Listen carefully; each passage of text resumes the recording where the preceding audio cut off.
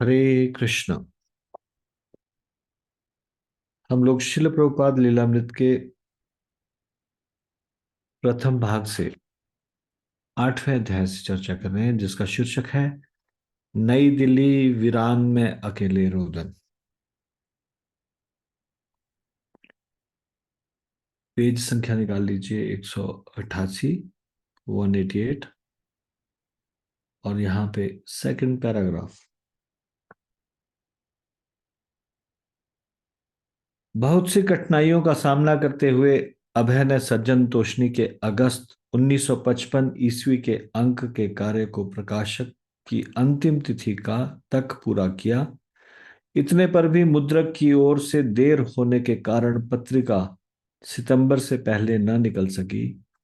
अंत में जब प्रथम कुछ प्रतियां प्राप्त हुई तो अभय ने बहुत सी प्रतियां भक्ति सारंग गोस्वामी को कलकत्ता भेजते हुए उनकी अनुक्रिया लिख भेजने के लिए प्रार्थना की। अभय को अपने गुरु भाई से सीधे कोई उत्तर नहीं मिला, लेकिन उनके सचिव रामानंद से उन्हें आगे के लिए कई निर्देश मिले। रामानंद ने पत्रिका में कई भूलों की ओर संकेत किया। बिना कुछ लिखे कि भक्ति सारंग को पत्रिका से प्रसन्नता हुई है। भूलें अधिकतया शैली के तकनीकी मामलों से संबंधित थी। अभय ने विषय सूची के पृष्ठों को भिन्न तरीके से सजाया था और भक्ति सारंग गोस्वामी का नाम ठीक उस ढंग से मुद्रित नहीं किया था जैसा कि वे अपने सभी लेखों में चाहते थे। टाइपराइटर के लिए अभय की प्रार्थना के उत्तर में रामानंद ने लिखा कि यदि लेख सफाई से लिखे जाते हैं तो उन्हें टाइप करके मुद्रक को देने की आवश्यकता नहीं है। अभय ने भक्ति सारंग गोस्वामी को यह प्रार्थना करते हुए लिखा कि वे दिल्ली आएं और मठ में शांतिपूर्ण वातावरण स्थापित करें। तो शांतिपूर्ण वातावरण स्थापित करने के लिए क्यों कहा? क्योंकि उनको लग रहा था कि यहाँ पे काम करना बड़ा मुश्किल है। रोज कुछ ना कुछ प्रॉब्लम चल रही होती थी। ब्रह्मचारियों के बीच में कोई आपस में छोटी छोटी बात के लिए झगड़ा ही समाप्त नहीं होता था। तो प्रभुपाद जी यहाँ पे उन्होंने उनसे प्रार्थना की कि एक बार दिल्ली आए, मठ में शांतिपूर्ण वातावरण स्थापित करें। सज्जन तोषणी के विषय में भक्ति सारंग गोस्वामी ने सुझाव दिया था कि पत्रिका के आवरण के पेपर में सुधार होना चाहिए और पूरी पत्रिका को अधिक अच्छे कागज पर आधुनिकतम प्रेस में छपाना चाहिए। अभय इससे सहमत थे, लेकिन सुधार के लिए धन अपेक्षित था। यह सुझाव कि पत्रिका को कलकत्ता में छपाया जाए ठीक है, लेकिन मेरा सुझाव है कि कलकत्ता में या दिल्ली में हमारे पास अपना प्रेस होना चाहिए जिसके सभी उपकरण अच्छे हों, जिससे हम श्री चैतन्य महाप्रभु के संदेश को सभी महत्वपूर्ण भाषाओं में, विशेषकर अंग्रेजी और हिंदी में प्रसारित कर सकें। हिंदी की आवश्यकता अखिल भारतीय प्रचार के लिए है, जबकि अंग्रेजी की अखिल विश्व प्रचार के लिए। अबे ने आगे लिखा कि चूंकि किसी मुद्रक से यह आशा करना लगभग लगभग असंभव है कि वह हस्तलिखित पांडुलिपियों से शीघ्रतापूर्वक कार्य कर सके, इसलिए वे एक टाइपराइटर किराए पर ले चुके हैं। ग्राहकों की संख्या बढ़ाने के विषय में भी उन्होंने अपने विचारों का उल्लेख किया। अभय के पुत्र वृंदावन उनके साथ गौड़ी संघ में कुछ दिन रहने के लिए आए। अभय के लिए अपने परिवार में वापस जाने का कोई प्रश्न नहीं था और वृंदावन मठ की दिनचर्या का अनुगमन करते हुए और पिता के कार्य में उनकी सहायता करते हुए केवल उनके साथ लगे रहे। एक दिन एक सुप्रसिद्ध एडवोकेट जो हिंदू महासभा के अध्यक्ष थे, गौड़ी मठ में अप्रत्याशित रूप से आए। मठ अधिकतर वीरान था और भी प्रसाद तैयार नहीं था, इसलिए अभय और वृंदावन ने सुप्रसिद्ध अतिथि का स्वागत किया, उनके लिए भोजन तैयार किया, उन्हें प्रसाद दिया और संघ के कार्यकलापों से उन्हें परिचित कराया। जब कभी अभय अव्यवस्थित मठ के प्रबंध में न लगे होते और गौड़ीय पत्रिका तथा सज्जन तोषणी के लिए कार्यरत न होते, तो वे अपना समय श्री चैतन्य चरितमृत के हिंदी अनुवाद में लगाते। यद्यपि अंग्रेजी और बंगाली में लिखने का उन्हें अधिक अभ्यास था, फिर भी वे तर्क देते थे कि जब तक उन्हें हिंदी क्षेत्रों में प्रचार करना हो, ऐसी पुस्तक का बड़ा महत्व होगा। भक्ति सारंग गोस्वामी ने लिखा कि वे सज्जन तोषणी के सितंबर अंक की केवल 500 प्रतियां मुद्रित कराना चाहते थे, लेकिन अभय अधिक प्रतियां छापना चाहते थे। मुद्रक के साथ यह इकरारनामा कर लेने के बाद कि 1000 प्रतियों के मुद्रण का चार्ज वही होगा जो 500 प्रतियों के मुद्रण का, उन्होंने भक्ति सारंग गोस्वामी को यह खुशखबरी देते हुए लिखा कि हाल में ही उन्हें कागज का एक अनुदान मिल गया है और डाक के चार्ज में 1/4 की रियायत की व्यवस्था भी उन्होंने कर ली है। इसलिए केवल कुछ कागज बचाने के लिए हम पूरी प्रतियां क्यों न छापें। मेरी सम्मति में हमें हर महीने 1000 प्रतियों से अधिक छपानी चाहिए और बड़े पैमाने पर उनका वितरण करना चाहिए। किंतु भक्ति सारंग ने एक पोस्ट कार्ड पर संक्षिप्त उत्तर दिया कि 500 प्रतियों से अधिक नहीं छपाना है। अभय ने सज्जन तोषणी को सुधारने का यह प्रयत्न जारी रखा। उनके लिए यह कोई औपचारिक कर्तव्य पालन नहीं था, वरन आत्मविभोर करने वाला प्रचार कार्य था। भक्ति सारंग गोस्वामी को लिखे गए एक पत्र में उन्होंने चिंता व्यक्त की कि अगले अंक के लिए उनके लेख नहीं प्राप्त हुए और वे इसकी प्रतीक्षा कर रहे थे। धन का अभाव था, इतना अभाव कि अभय के पास उपयुक्त धोती नहीं थी। फिर भी वे सज्जन तोषणी के गौरव में भविष्य की कल्पना में लीन रहे। प्रभुपाद जी लिखते हैं, मैं इस पत्रिका को इलस्ट्रेटेड वीकली के स्तर की बनाना चाहता हूं। ये एक अंग्रेजी पत्रिका थी, इलस्ट्रेटेड वीकली, जो बहुत फेमस थी, जिसमें विभिन्न चित्र हो ताकि वह बहुत जनप्रिय साहित्य हो सके। और इसके लिए मैं स्वयं जाकर ग्राहक और विज्ञापन दाता प्राप्त करना चाहता हूं। इस संबंध में मेरी इच्छा अच्छे व्यवसायियों, बीमा कंपनियों के और सरकारी अधिकारियों से मिलने की है, किंतु मेरे पास उचित पोशाक नहीं है। इस जिम्मेदारी को लेने के लिए मुझे उचित पोशाक के 2 सेट चाहिए। इस संबंध में आपका निर्णय प्राप्त करके मुझे प्रसन्नता होगी। यह मेरी हार्दिक इच्छा है कि इस पत्र की प्रगति सर्वोच्च स्तर तक हो। अभय ने भक्ति सारंग गोस्वामी से अपने हिंदी श्री चैतन्य चरितमृत के प्रकाशन में भी सहायता देने की प्रार्थना की। कुछ अबंगाली सज्जन पुस्तक की मांग कर रहे थे और उन्होंने विश्वास दिलाया था कि वे प्रति पुस्तक 25 रुपए देंगे। पुस्तक का पहला खंड प्रकाशित करने के लिए अभय ने 600 रुपए ऋण मांगे। चाहे यह ऋण किसी भी योजना के अंतर्गत हो जो भक्ति सारंग गोस्वामी के लिए सुविधाजनक हो। अभय ने लिखा कि यदि यह खंड बिक गया तो दूसरे खंड अपने आप छप जाएंगे। गौड़ी संघ में रहने और भक्ति सारंग गोस्वामी के अधीन सज्जन तोषणी के लिए कार्य करने से जैसे अभय को तनाव का अनुभव होने लगा, वैसे ही पत्रिका की प्रकाशित संख्या में वृद्धि करने की अभय की अभिलाषाओं और उनके कड़े संपादकीय विचारों से भक्ति सारंग गोस्वामी भी तनाव में अनुभव करने लगे।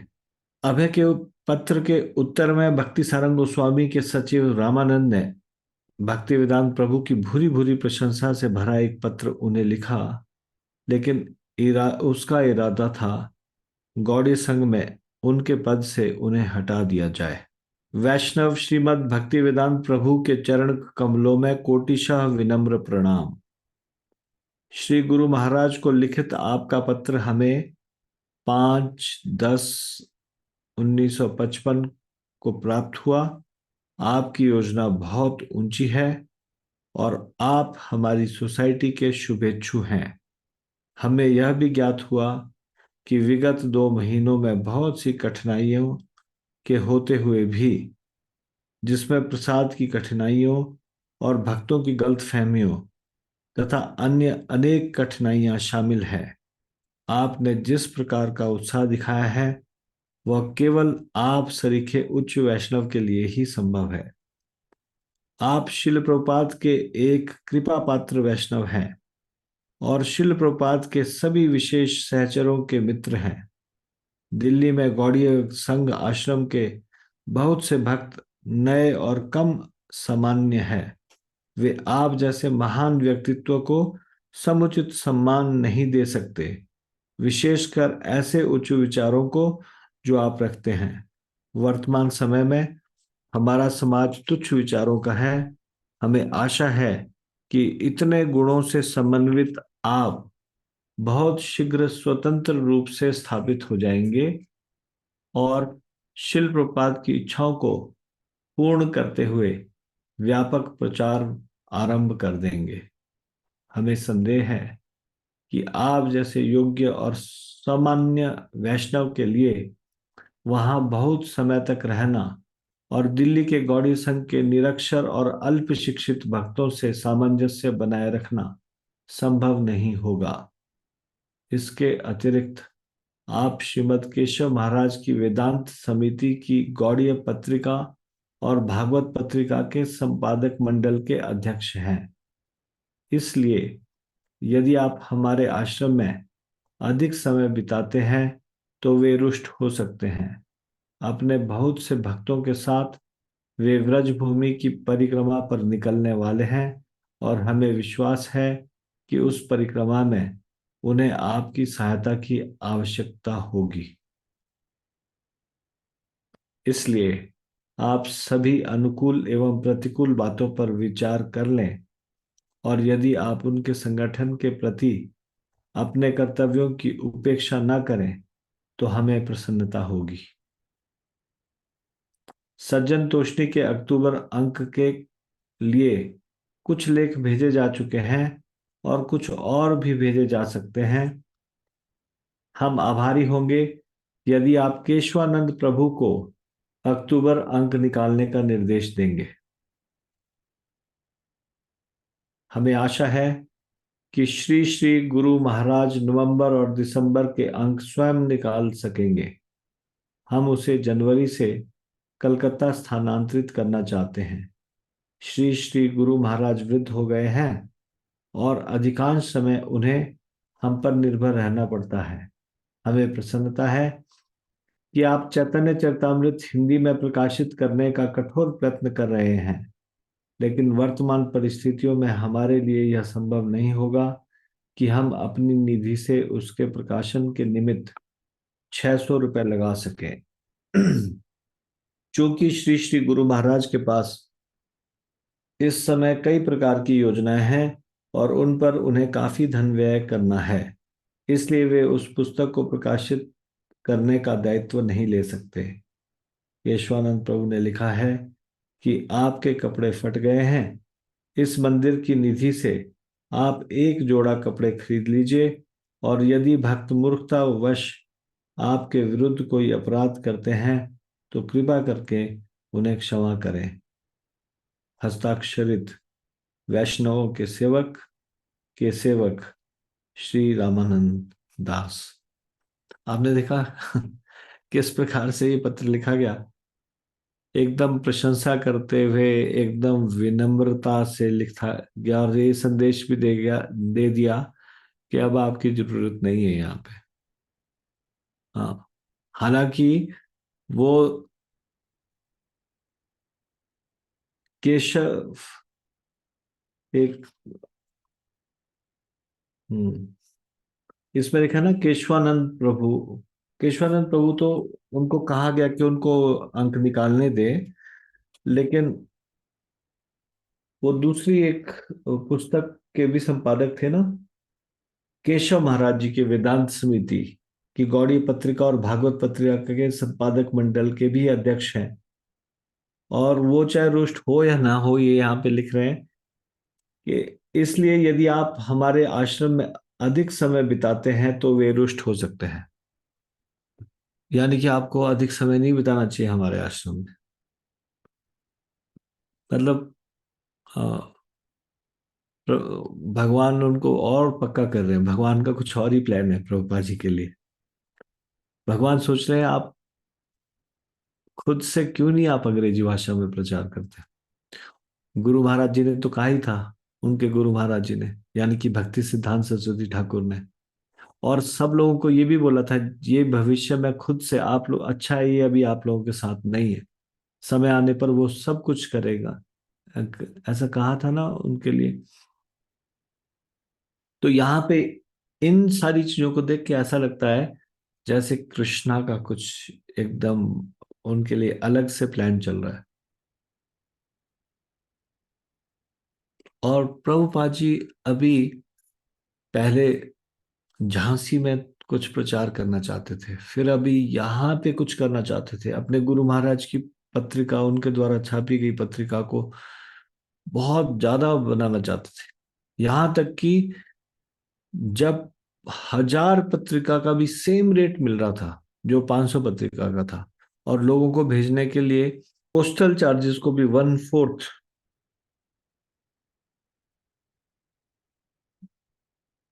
कम कर, हाँ, हम्म। डाक के चार्ज में 1/4 की रियायत की व्यवस्था भी जब उन्होंने कर ली थी, उसके बावजूद भी वहां से आंसर आया नहीं, 500 प्रतियों से अधिक नहीं छपाना है। तो एक थोड़ा सा तनाव उत्पन्न हो रहा था भक्ति सारंग महाराज जी और प्रभुपाद जी के बीच में, एसी भक्तिवेदांत स्वामी प्रभुपाद जी के बीच में। और जब ये लेटर आया तो इससे तो एकदम क्लियर हो गया कि वो नहीं चाहते कि वो वहां पे काम करे। और साथ में ये भी लिख दिया कि हम आपके बड़े आभारी होंगे यदि आप केशवानंद प्रभु को अक्टूबर अंक निकालने का निर्देश देंगे। और फिर ये भी लिख दिया कि नवंबर और दिसंबर का अंक गुरु महाराज खुद निकालेंगे। यानी कि आपकी सेवा आज तक, अभी तक की थी बस सितंबर तक का अंक निकालने की। अक्टूबर नवंबर दिसंबर में अब आपको कष्ट करने की जरूरत नहीं है। यह सच नहीं था कि अभय को केशव महाराज की परिक्रमा में नेतृत्व करने के लिए बुलाया जा रहा था। यद्यपि रामानंद को अभय को गौड़ीय संघ छोड़ने का संकेत देने के लिए यह अच्छा बहाना था। इस प्रकार केशव महाराज और भक्ति सारंग महाराज के आश्रमों में एक निष्ठापूर्ण सदस्य के रूप में रहने के पश्चात अभय फिर अकेले हो गए। बिना किसी आय के या संस्था की शरण के अभय दिल्ली में भिन्न भिन्न घरों में रहने लगे। जहां से निमंत्रण मिलता वहां वे एक सप्ताह रहते और फिर अन्यत्र चल देते।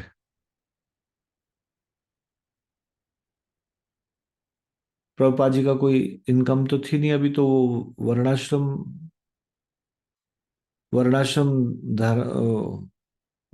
वर्णाश्रम में, वानप्रस्थ आश्रम में थे। अ, वर्णाश्रम व्यवस्था के तीसरे आश्रम में थे, तो कोई धन तो नहीं कमा रहे थे। तो अब कहाँ जाएंगे वो। प्रभुपाद जी के पास ये एक प्रश्न था, क्योंकि ये तो निर्णय ले चुके कि अब घर से तो निकल आए, घर तो नहीं जाएंगे। तो दिल्ली में जो उनके परिचित थे, उनके भिन्न भिन्न घरों में जहां कोई बुलाता वहां एक हफ्ते रहते, फिर कहीं और दूसरी जगह चल जाते। प्रभुपाद जी ने उनसे 2 जोड़ी कपड़े मांगे थे। 2 जोड़ी भी नहीं दे सके वो, एक जोड़ी लिखा इसमें लेटर में, एक जोड़ी कपड़े ले लीजिएगा अपने लिए।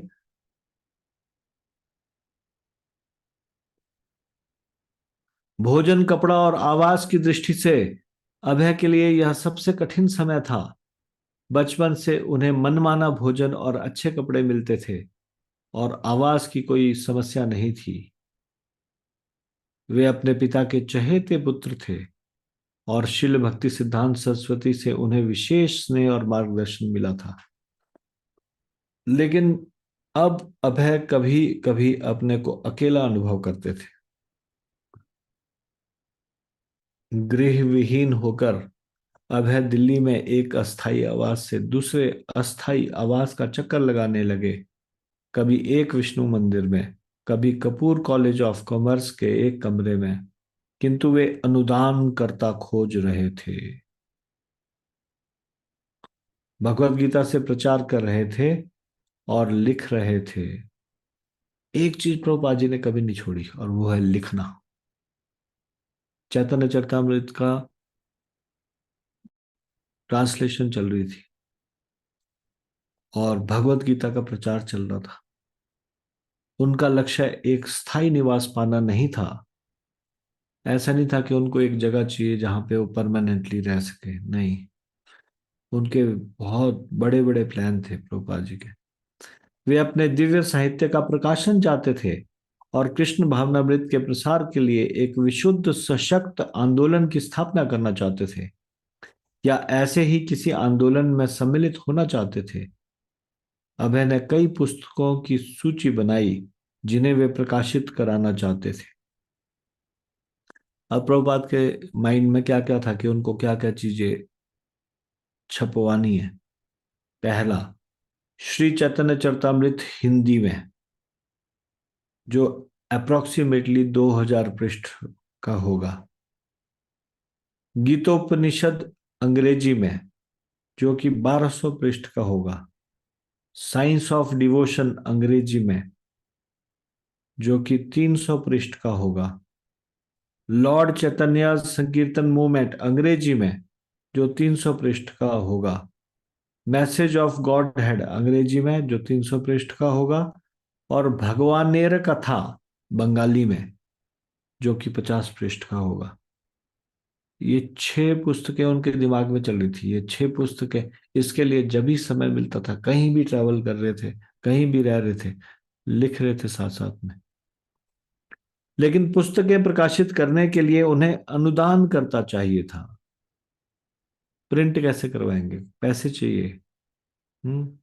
वे धनाढ्य लोगों से उनके घरों और कार्यालयों में मिलते थे। प्रभुपाद जी दिल्ली में अकेले रह रहे हैं और कहाँ कहाँ भटक रहे हैं। धनी लोगों के पास जा रहे हैं, उनके ऑफिस में मिल रहे हैं, उनको घरों में मिल रहे हैं, उनको अपनी पांडुलिपियां दिखाते थे और अपना उद्देश्य समझाते थे। उनके पास अनुदानकर्ताओं की एक सूची थी, लेकिन बहुत कम लोगों ने सहायता की। और यदि कहीं से अनुदान मिला भी, तो वह या तो 10 रुपए या 5 रुपए, और कभी कभी उन्हें सराहना या समर्थन के पत्र प्राप्त होते थे। मतलब अप्रिशिएशन मिलती थी, आप बहुत अच्छा कार्य कर रहे हैं। लेकिन धन देने के लिए, हाँ, धन नहीं मिल रहा था। एक सराहना पत्र बिड़ला मंदिर ट्रस्ट के सचिव और अवकाश प्राप्त अधिशास्त्री अभियंता राय बहादुर नारायण दास से आया। उन्होंने एक लोकप्रिय गुरु मां आनंदमयी की उपस्थिति में अभय द्वारा आयोजित एक सार्वजनिक पाठ में भाग लिया था। श्री चैतन्य चरितमृत के उनके हिंदी संस्करण से अभय के पाठ से प्रभावित होकर मां आनंदमयी ने 50 रुपए का अनुदान दिया और अभय को सुझाव दिया कि वे सुप्रसिद्ध साधु श्री हरि बाबा से मिले, जो अस्पताल में बीमार पड़े थे। नारायण दास के साथ अभय हरि बाबा से मिले और नारायण दास ने बताया कि अभय का पाठ सुनकर वे भाव विहल हो गए थे। इस बीच नारायण दास का झुकाव अभय की सहायता की ओर हो रहा था और दिसंबर में उन्होंने एक पत्र लिखा, इस संकेत के साथ कि हर एक को चाहिए कि श्री AC भक्तिवेदांत द्वारा हिंदी, अंग्रेजी और बंगाली में लिखित विभिन्न पुस्तकों के सफल प्रकाशन में हाथ बटाए। मैं उनके इस श्रेष्ठ प्रयत्न की पूर्ण सफलता की कामना करता हूँ। अब इस पत्र को और ऐसे अन्य पत्रों को संभाव्य समर्थकों को दिखाते दिल्ली में मंत्रियों, न्यायाधीशों, वकीलों, व्यवसायियों और धार्मिक कार्यपालकों से मिलना कठिन नहीं था। कोई ना कोई अभय की बात गंभीरता पूर्वक सुनने को हमेशा मिल ही जाता और कभी कभी सहायता देने को भी तैयार हो जाता। इस प्रकार अभय गौड़ीय संघ द्वारा प्राप्त 2 धोतियों और कुर्तों से काम चलाते हुए व्याख्यान देने और लोगों को मनवाने की अपनी योग्यता के बल पर, लेकिन बिना किसी सहायता और स्थायी निवास के, निर्भीक भाव से अपने प्रचार कार्य में लगे रहे। लेखन और उसके प्रकाशन में अभय के प्रयास का केवल आधा भाग लगता था। शेष आधे को वे लीग ऑफ डिवोटीज के समान एक विश्व आंदोलन की स्थापना में लगा रहे थे। यानी कि प्रभुपाद के पास जितना भी टाइम था, उनमें से आधा टाइम में वो लिखते थे,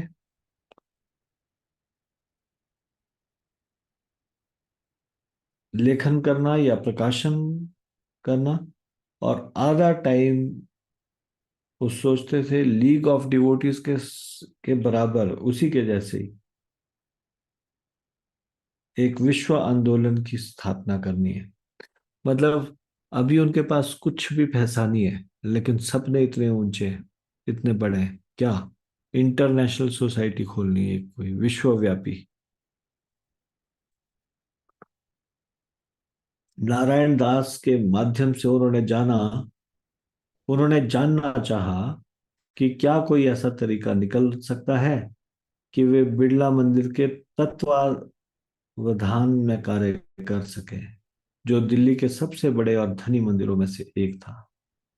अभय ने प्रस्ताव किया कि वे अंग्रेजी के माध्यम से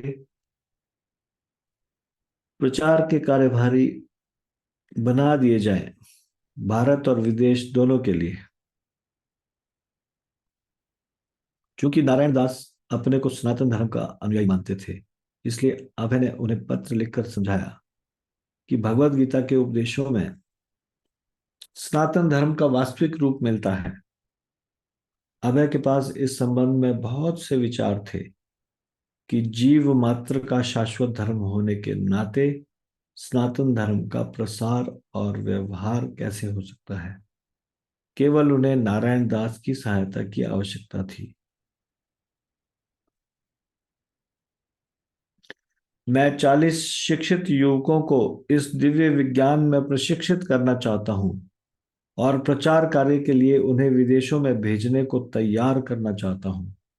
मैं तुरंत एक अंग्रेजी पत्र आरंभ करना चाहता हूँ, या अपने पत्र बैक टू गॉडहेड का पुनः प्रकाशन इल्युस्ट्रेटेड वीकली ऑफ इंडिया की शैली पर करना चाहता हूँ। मैं एक संकीर्तन दल संगठित करना चाहता हूँ, जिसमें केवल गायक और संगीतज्ञ ही नहीं, वरन ऐसे लोग होंगे जो साधना या आत्म सिद्धि का अभ्यास करते हों। अभय ने वादा किया कि जो ही पृष्ठभूमि तैयार हो जाती है, वे अपने आदमियों और सामान के साथ प्रचार के लिए विदेशों में जा सकेंगे। लेकिन उन्होंने यह भी स्वीकार किया कि बाह्यतः वे बड़ी कठिनाई में थे। कृपा करके वो उपरयुक्त की व्यवस्था शीघ्र करा दें और रहने के लिए मुझे उचित स्थान दे दें। मैं इस अस्थायी आवास से अगले सोमवार तक जरूर चले जाना चाहता हूँ। बिरला मंदिर के निर्देशकों ने अभय का यह प्रस्ताव स्वीकार नहीं किया,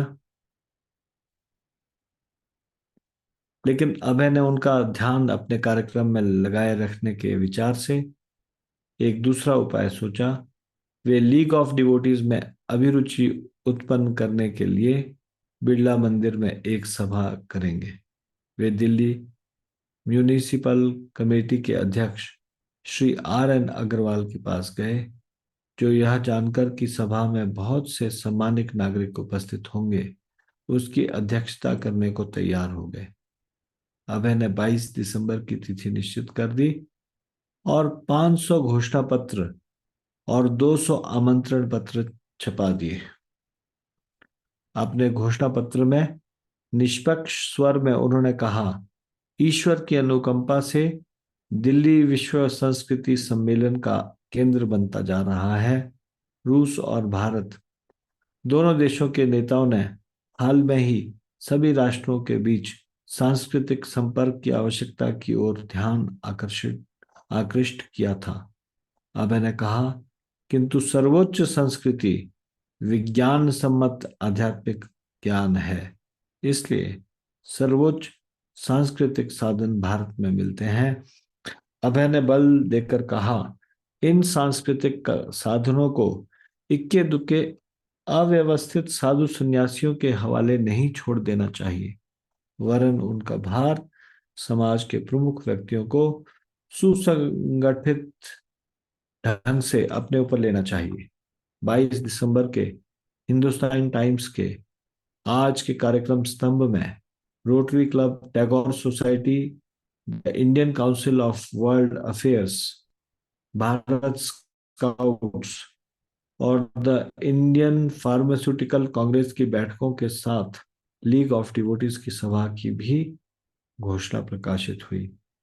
लीग की बैठक प्रोफेसर H. चांद द्वारा संचालित कीर्तन से आरंभ हुई और तब लीग ऑफ डिवोटीज के संस्थापक और सचिव AC भक्तिवेदांत ने अपने आंदोलन के उद्देश्यों पर प्रकाश डाला। उसके बाद नारायण दास का भाषण हुआ और तत्पश्चात उन्होंने संस्थापक सचिव की ओर से कई प्रस्ताव पढ़े, इस बात को प्रमाणित करते हुए कि वहां उपस्थित लोगों का समर्थन लीग ऑफ डिवोटीज को प्राप्त है और वे संस्तुति करते हैं कि भारत सरकार भी गांधी जी के सिद्धांतों पर आधारित विश्व शांति का प्रचार करने के लिए इस संस्था को समर्थन दे। प्रस्तावों को पारित करने के बाद कीर्तन और प्रसाद वितरण के साथ सभा समाप्त हुई। अभय को विश्वास था कि यदि उनके शुभेच्छुकों और मानवतावादी साथियों का उन्हें बृहद पैमाने पर समर्थन मिला तो वे भगवान कृष्ण की भक्ति के सिद्धांतों पर आधारित विश्व शांति आंदोलन की सृष्टि कर सकेंगे। किंतु उनके कार्य तो लोगों को, जिस किसी को भी हो सके, कृष्ण भावनामृत प्रस्तुत करना था। परिणाम तो कृष्ण के हाथ में था। अभय को मालूम था कि बिरला मंदिर की सभा में भाग लेने वालों में से अधिकतर के उस बैठक के बाद अच्छे इरादे नहीं बने रहेंगे, लेकिन वे हतोत्साहित नहीं थे। अपने सारे अथक प्रचार कार्य में वे दार्शनिक प्रसन्नता बनाए रखते थे। एक अर्थ में वे पूर्णतः संतुष्ट थे। अपने आध्यात्मिक गुरु की ओर से कार्य करने में उन्हें प्रसन्नता थी।